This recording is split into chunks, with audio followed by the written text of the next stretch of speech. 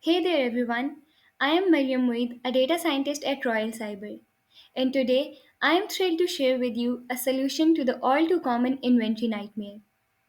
Have you ever walked into a store desperately looking for a specific product, only to find out empty shelves, or even worse, a chaotic mess of overstocked items?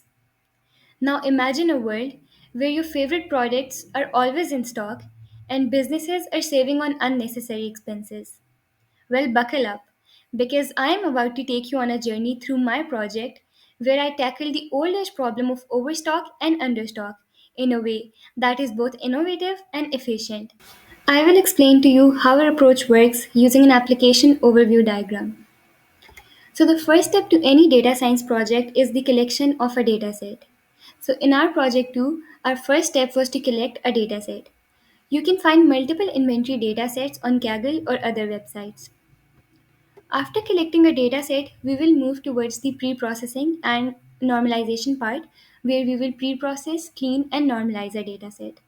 Once you are done with this, we will move towards the demand prediction step where we will predict the demands of a particular product.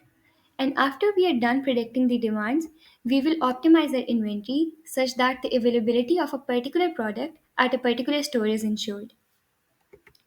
And finally, we will present all of this through a powerful Power BI dashboard, which will make our visualization easier for us. Now, let's dive into the demo of our project. As you can see on your screen, we have our demand predictions open right in front of us.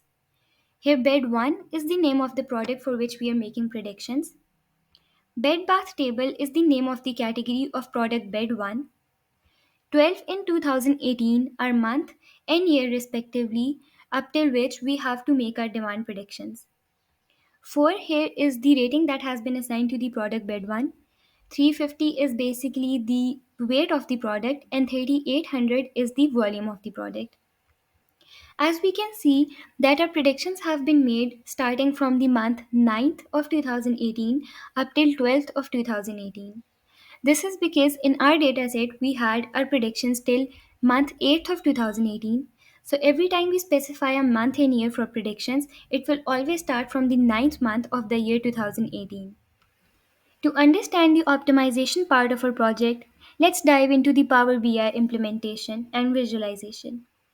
As you can see on your screen, we have our Power BI dashboard open right in front of us. This is our Sankey chart. On the right are the numbers that are showing the stores to which our stocks have to be transferred. And on the left, we have the numbers that are basically showing the stores from which the stocks have to be transferred. Now, if I change the product ID to bed 1, we will be able to see on the Sankey chart that from the store 7 to store 10, the total stock allocated was 5. And from store 15 to store 11, the total stock that was allocated was 6. Now, if you hover on these lines, you will be able to visualize the stock that was allocated to a particular store from a particular store. We can do this for other products as well.